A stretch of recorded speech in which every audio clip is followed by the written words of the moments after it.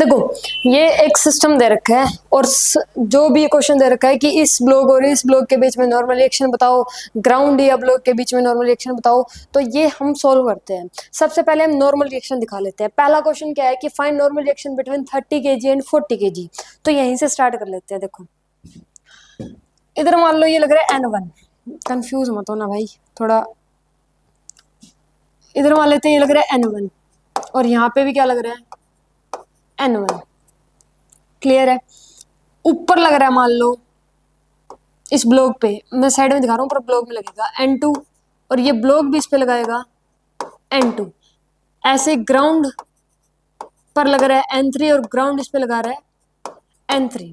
ठीक है, तो हम पहले 30 kg के लिए, 30 kg और 40 kg के बीच में पूछा है, तो पहले हम ये कर लेते हैं, निकाल ही लेते हैं डायरेक्ट साथ में। 30 kg के लिए है भाई, किसके लिए है? 30 kg। 30 kg पे बताओ ऊपर क्या लग रहा है? 30 kg पे N2 लग रहा है, ऊपर लग रहा है N2। नीचे क्या लगेगा इसमें?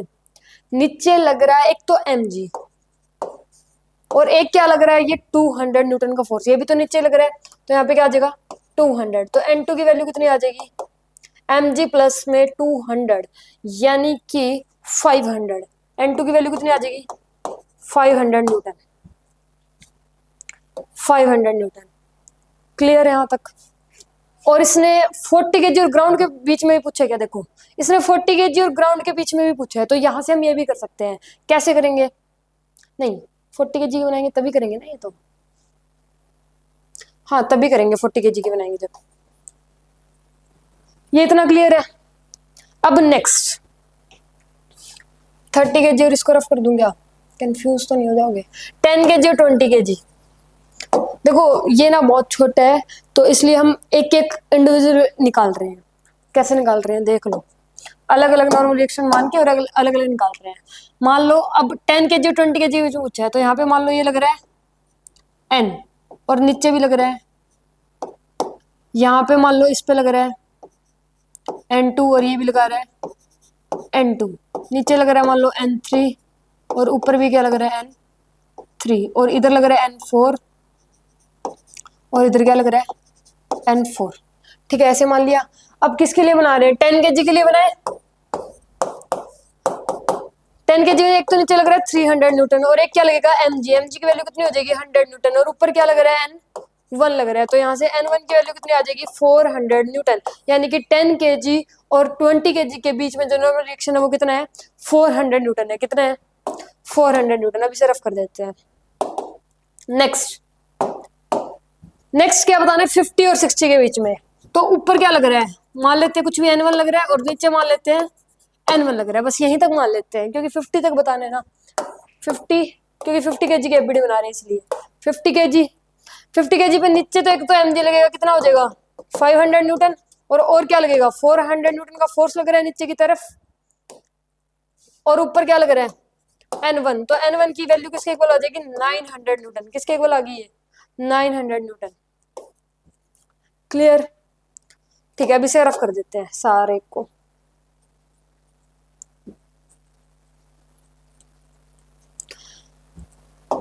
अब क्या पूछा है? Find normal reaction between 20 and 10 kg। 20 और 40 kg। 20 और 40 के बीच में क्या बतानी है? नॉर्मल रिएक्शन बतानी है। देखो इधर क्या लगेगा N1, तो ये भी इस पे क्या लगाएगा N1। इधर मान लेते हैं N2 है और इधर भी मान लेते हैं N2 है। यहाँ पे वॉल है, ये वॉल इस पे लगा रही है N3 और ये भी वॉल पे क्या लगा रही है N3। ठीक है, मान लिया।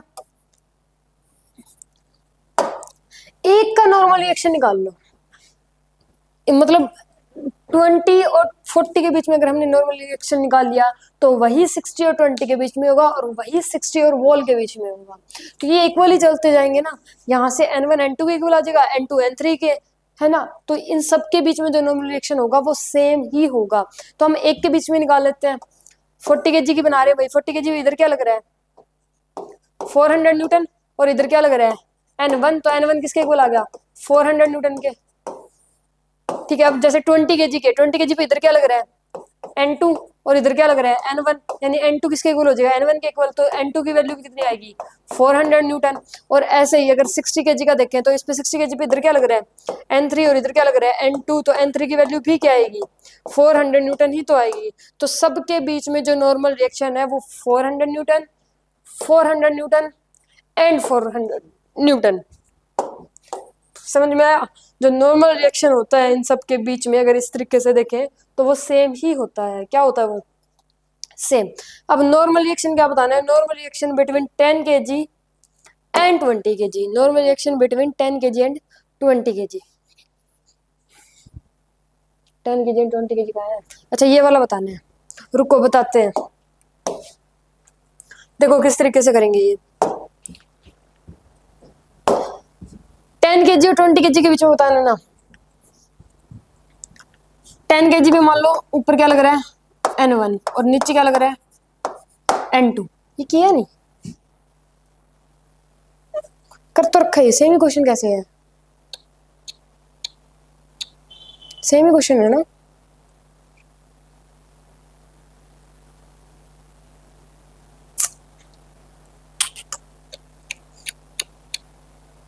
फोर हंड्रेड न्यूटन ही आएगा, सेम क्वेश्चन है दोनों।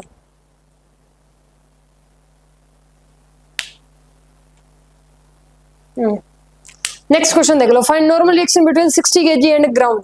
60 kg एंड ग्राउंड के बीच में बताना है, किसके बीच में बताना है 60 kg एंड ग्राउंड। तो ग्राउंड 60 kg पे मान लो N1 लगा रहा है और ये भी ग्राउंड पे N1 लगा रही है। यहाँ पे ये ऊपर लगा लो मान लो N2 लगा रही है और नीचे भी क्या लगा रही है N2 लगा रही है। तो 60 kg के लिए बना रहे हैं। 60 kg पे एक तो नीचे क्या लग रहा है N2 लग रहा है और क्या लगेगा Mg लगेगा जो कि 600 के इक्वल होगा और ऊपर क्या लग रहा है N1 लग रहा है। तो यहाँ से N1 की वैल्यू कितनी आ जाएगी N2 प्लस में 600 न्यूटन। N2 की वैल्यू कितनी थी, यानी कि 50 और 60 के बीच में, 50 और 60 के बीच में कितना नॉर्मल रिएक्शन था 900। तो 900 प्लस में 600 तो N1 की वैल्यू कितनी आ जाएगी 1500, यानी कि D option is correct. Next question, find normal reaction between 40 kg and ground. 40 kg and ground, तो ये कैसे करेंगे। देखो यहाँ पे मान लो ये लग रहा है इस पे N3 और ये भी N3 लग रहा है और यहाँ पे मान लो N4 लग रहा है और नीचे भी N4 लग रहा है। तो इस केस में बनाते हैं 40 kg की एपीडी। ऊपर क्या लग रहा है N3, नीचे क्या लगेगा N4 और साथ में क्या लगेगा Mg। Mg कितना हो जाएगा 400। तो N3 की वैल्यू आ जाएगी N4 प्लस में 400। N4 क्या है 30 और 40 के बीच में, 30 और 40 के बीच में कितना था 500 था। तो 500 प्लस में 400 यानी कि 900 न्यूटन। क्या हो गया 900 न्यूटन कहाँ गया, 900 Newton is the answer. Clear. शायद यहाँ पे 20 kg और ग्राउंड के बीच में पूछ रखा है तो यहाँ पे ग्राउंड लिख के कर लेना, फिर हो जाएगा ये क्वेश्चन। डन।